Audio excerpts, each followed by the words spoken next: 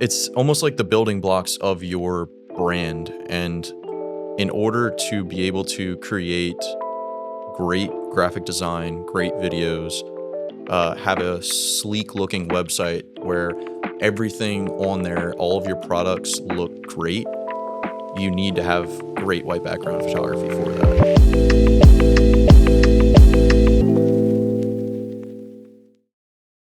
All right, we're back. We're here to talk about white background this time. It's me and Sean. He's the king of white background photography.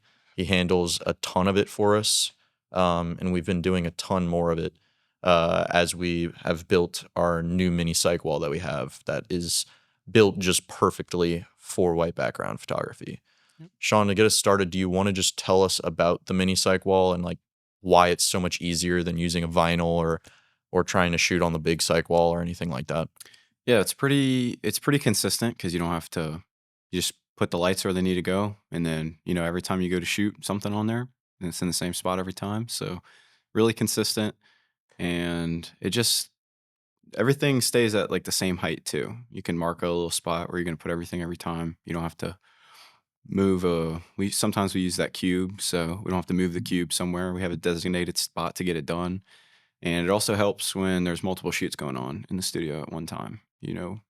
There's white background stuff.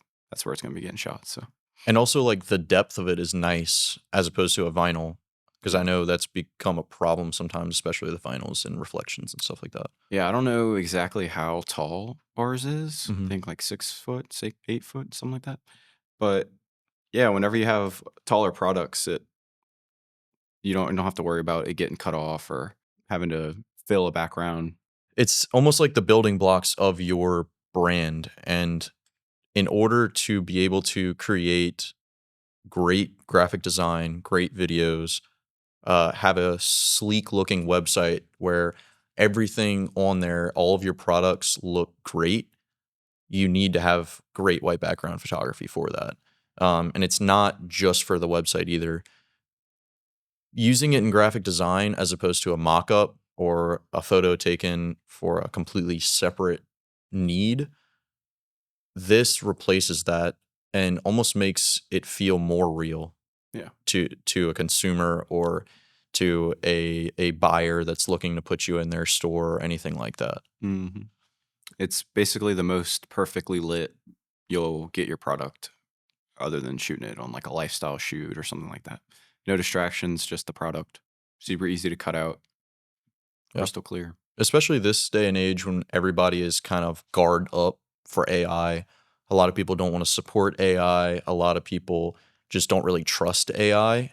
So using mockups may not be AI. It may be a designer creating those, but it's still feels fake. Yeah. And I think that's kind of the biggest thing is whenever I'm watching even a commercial or I see an ad pop up on social media, I obviously I'm in a different mindset because I am a creative, but it kind of puts a different thought into my head of like it just makes me feel uneasy almost sometimes Yeah. when you're looking at mock-ups with text behind it or even mock-ups set in a completely different setting that it makes no sense for that lighting to be that way or something like that. Right. I know some people that won't even, if they see an AI or a mock up looking commercial or an ad on Instagram or something, it might be an interesting product, but if it looks AI generated or it just looks fake, they're not going to buy it because you lose that bit of trust. Yeah.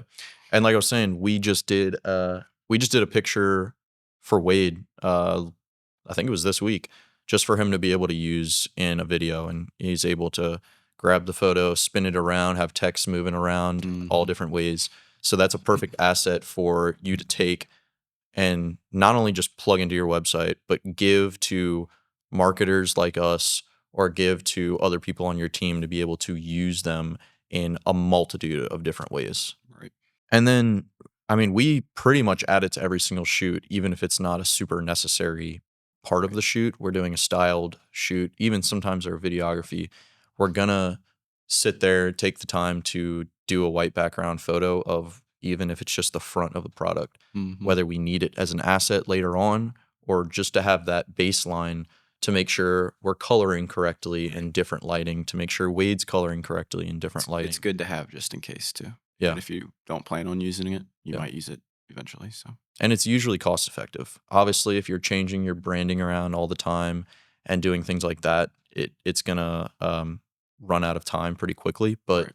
if you have a solidified brand and that's what you're planning on going with, it's a pretty necessary thing to have in your tool belt. Yeah. And just not using the mockups makes your brand and your product feel tangible. If I'm scrolling through a website and I just see mockups or an ad or anything like that, seeing an actual photo of this mic or of this watch, it makes it feel like I can picture that on my wrist or, in my kitchen, as opposed to just some mock-up that you can tell is completely fake. So, thanks for listening. We'll see you guys next week.